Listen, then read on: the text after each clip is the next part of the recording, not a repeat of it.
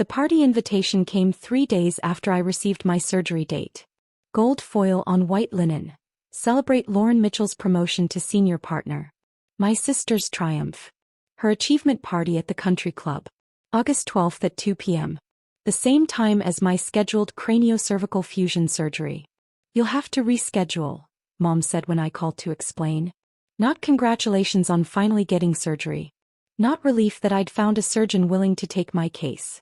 Just immediate dismissal of the conflict. Mom, I've been waiting 18 months for this surgery. Dr. Henderson only operates one Saturday a month. The next available date is 6 months away. Lauren's been working toward partner for 8 years, she countered. This party is important. Family needs to be there. I was 26 years old, a research assistant at the university, and I had craniocervical instability so severe that my skull was sliding off my spine. But Lauren needed me at her party. I physically can't reschedule. This condition is degenerative. Every month I wait, the damage gets worse. You've waited this long. What's another 6 months? Her tone suggested the discussion was over. Besides, honey, are you sure this surgery is even necessary? All those doctors at the university hospital said you were fine. All those doctors had dismissed my symptoms for 3 years. Told me the severe headaches were migraines. The fainting was anxiety. The inability to hold up my head was deconditioning. It had taken a specialist at Mayo Clinic, Dr. James Henderson, to diagnose the connective tissue disorder causing my skull to separate from my spine. Dr. Henderson says if I don't get the fusion I could become paralyzed. Or die. Silence. Then, that seems dramatic, Casey. You've been saying you're dying for years now. Maybe this is just another doctor telling you what you want to hear. Another doctor telling me what I wanted to hear. As if I wanted to hear that I needed my skull bolted to my spine with titanium hardware. As if I wanted to be told that my genetic disorder, Ehlers-Danlos syndrome, had destabilized my craniocervical junction to the point where my brainstem was being compressed. I'm having the surgery, I said quietly. Well, don't expect family photos then. We're not rescheduling 200 guests because you chose to have your little procedure on Lauren's day. She hung up. I stared at my hands, hypermobile fingers that bent backward at impossible angles, skin that stretched like taffy, joints that dislocated with minimal force. My little problem, that had destroyed my ability to work full-time, ended my graduate program, and left me dependent on a neck brace just to hold my head upright. Over the next weeks, the family pressure intensified. Dad called to say I was being selfish and manipulative by scheduling surgery during Lauren's celebration. Lauren herself sent a furious text, typical Casey making everything about her medical drama. You've been complaining for years. One more day won't kill you. One more day might actually kill me. Dr. Henderson had been clear. The instability was progressing. My latest imaging showed my odontoid process was now impinging on my spinal cord. I was at risk of sudden death from minor head movements. But Lauren needed her perfect party. My younger brother Austin was the only one who understood. This is insane, he said after a family dinner where Dad had spent an hour explaining how anxiety and attention-seeking were ruining my life. You have actual hardware failure in your spine. They're treating it like you have a hangnail. Lauren's partnership is important to them. You're important. Or you should be. He squeezed my hand carefully. He'd learned to be gentle after dislocating my fingers twice with normal handshakes. Don't cancel your surgery, Case. Please. I didn't plan to. But I also didn't tell my family that Dr. Henderson's team had contacted a medical journal about my case. Apparently, my combination of findings, severe craniocervical instability, Chiari malformation, tethered cord, and multiple other structural abnormalities, was so unusual that they wanted to publish a case study. Mayo Clinic's neurosurgery department was collaborating with Johns Hopkins researchers to document my condition. My little problem was becoming medical literature. The week before the surgery, Lauren called. I assume you're still being stubborn about the party? I'm having life-saving surgery, Lauren. It's not stubbornness. Whatever. Just so you know, we're doing family photos at 3. Since you won't be there, we'll just crop you out of the family portrait. Easier than explaining why you chose doctor appointments over supporting me. Doctor appointments. Craniocervical fusion required sawing through the back of my skull, removing part of my C1 vertebra, and fusing my skull to my spine with rods, screws, and bone grafts. But it was a doctor appointment. Lauren, I have EDS. My skull is literally separating from my spine. This isn't optional. You and your mystery illness. She laughed, sharp and cruel. Convenient how you always have some dramatic crisis whenever someone else is getting attention. First it was during my law school graduation. Oh, Casey's too dizzy to attend. Then my engagement party. Casey's too tired. Now my partnership celebration. Casey needs emergency surgery. I've had this surgery scheduled for 6 months. You could have picked any other day. But no, you chose my day. Because you can't stand anyone else being celebrated. She paused. You know what Dad says? He says you've got Munchausen's. That you're addicted to playing sick. My eyes burned. Munchausen's. The accusation that I was faking everything. Never mind the imaging showing my brainstem compression. Never mind the genetic testing confirming Ehlers-Danlos syndrome. Never mind the 3 years of progressive neurological decline documented by specialists across the country. I'm having the surgery, I said, voice shaking. I'm sorry, I'll miss your party. Don't bother coming to the next family event either. Actually, don't bother with any family events. We're all tired of your constant drama. She hung up. I sat in my apartment, the one I could barely afford on disability payments, and cried until the crying triggered a headache so severe I had to lie flat for 3 hours. The morning of August 12th arrived. Austin drove me to Mayo Clinic at 5 a.m. for pre-op. The surgery was scheduled for 8, expected to last 7 hours. High risk. Dr. Henderson had warned me about possible paralysis, stroke, or death.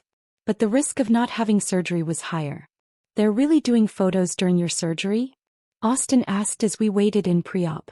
At 3. Right when I'll be in recovery. If everything goes well. That's messed up.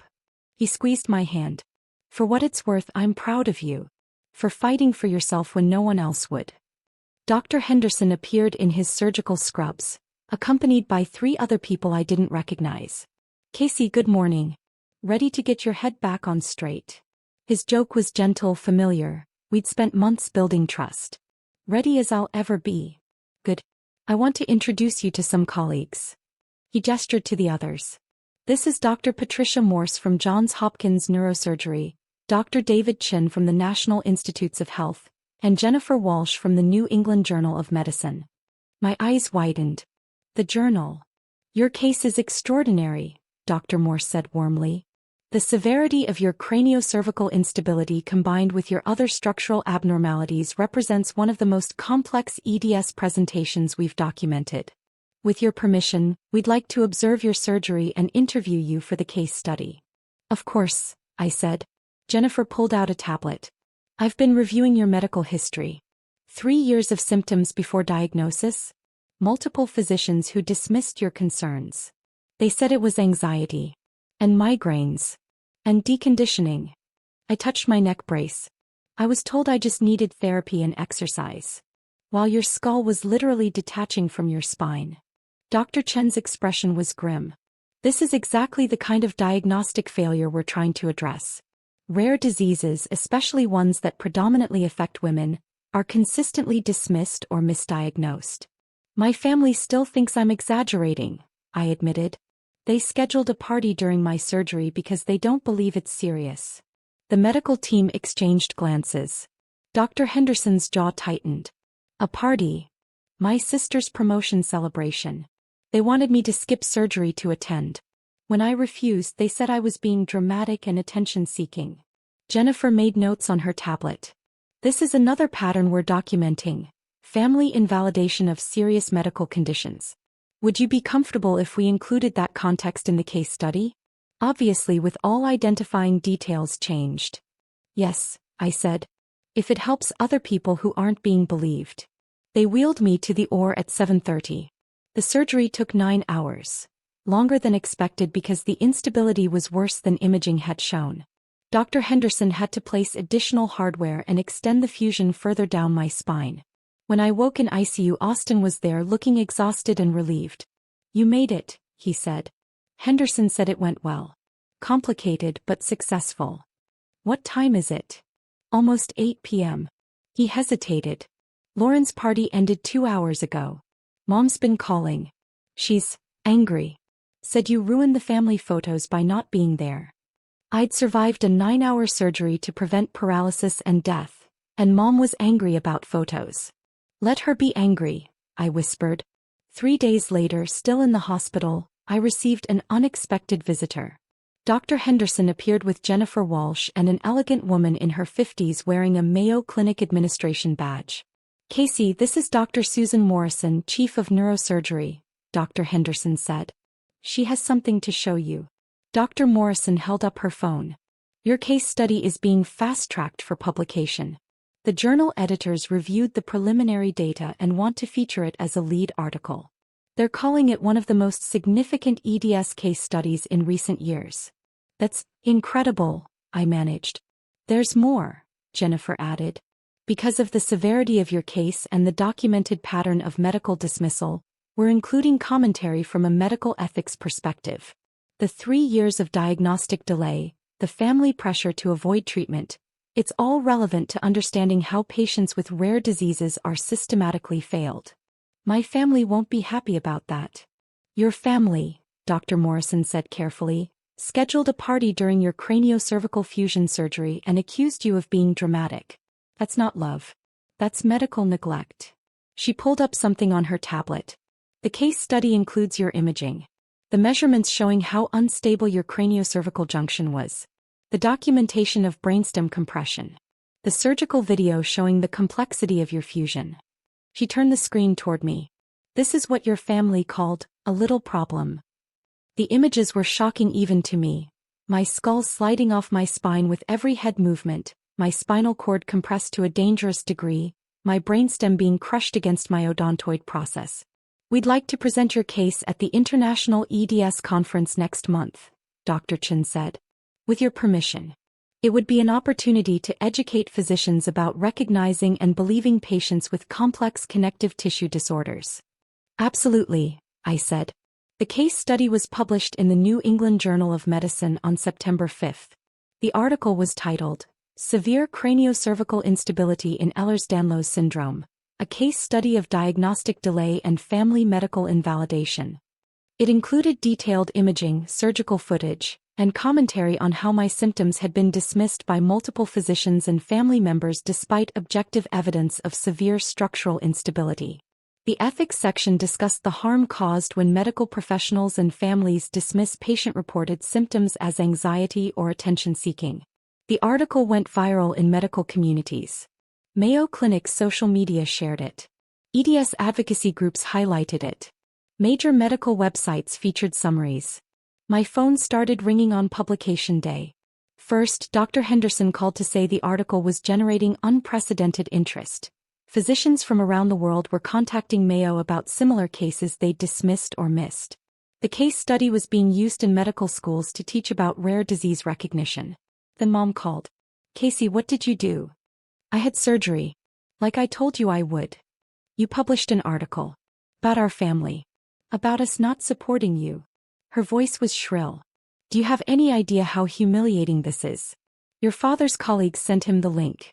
People are asking questions. They're looking at us like we're monsters. The article doesn't identify anyone. Everyone knows it's us. You had craniocervical fusion at Mayo Clinic in August. There can't be that many cases. He was crying now. Lauren's firm saw it. Her partners are asking why she scheduled a party during your brain surgery. She's mortified. I'm sorry she's embarrassed. Sorry?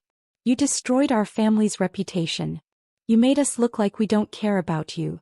You don't care about me, I said quietly. You scheduled a party during my surgery. You told me I had anxiety when my skull was falling off my spine. You called me dramatic while I was becoming paralyzed. We didn't understand. You didn't want to understand. Because understanding would have meant acknowledging that I was really sick. That you were wrong. My voice was steady despite the trembling in my hands. The article is helping other patients. Physicians are learning to recognize these symptoms earlier. That matters more than your reputation. Dad called an hour later. The medical board received the article. Several colleagues have asked about my daughter who had the controversial Mayo surgery. This is affecting my practice, Casey. Good, I said. Maybe you'll think twice before telling other patients their symptoms are anxiety. He hung up. Lauren sent a text, "You're dead to me. I hope your precious medical attention was worth losing your family." It was. Because the medical attention saved my life. The presentation at the International EDS conference reached 2,000 physicians. Dr. Henderson showed my imaging, surgical footage and outcome data. The ethics portion, presented by Dr. Morrison, discussed family medical invalidation and its impact on patient care and survival. After the presentation, 17 physicians approached to discuss similar cases they'd seen or dismissed. 5 patients in the audience cried, saying they'd been told the same things I had, that they were exaggerating, attention-seeking, anxious. One woman, maybe 50, grabbed my hand. "Thank you for publishing this. My daughter has EDS. Her neurologist says her symptoms are psychosomatic. I'm showing him your case study tomorrow." That made everything worth it. The article has been cited in 73 subsequent papers. Medical schools now use it as a teaching case. EDS patient groups share it as evidence that their symptoms are real and serious. Mayo Clinic's neurosurgery department has seen a 50% increase in referrals for craniocervical instability, patients who might otherwise have gone undiagnosed or dismissed. My family stopped speaking to me entirely. Mom, Dad, and Lauren sent a joint email saying I'd betrayed family trust by allowing the case study publication. They told extended family I'd fabricated the severity of my condition for attention. But Austin stayed. He moved closer to help during my recovery. He attended my follow-up appointments and celebrated when my 6-month post-op scans showed solid fusion and decompression of my brainstem. I'm back at work part-time now researching, ironically, genetic disorders at the university. My neck is stable. I can hold my head up without a brace. I can walk without fainting. I'm alive. I keep the journal article framed on my wall. The title in bold print, "Severe Craniocervical Instability in Ehlers-Danlos Syndrome, a Case Study of Diagnostic Delay and Family Medical Invalidation." Below it I've taped a photo from Lauren's party, the family portrait taken while I was in surgery. Mom, Dad, Lauren, and Austin standing in front of the country club. For people where there should have been 5. The empty space where I would have stood if I'd chosen their approval over my survival. That empty space reminds me that some absences are necessary.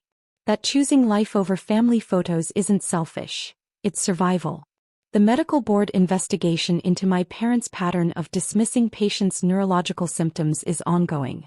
Several patients have come forward with similar experiences.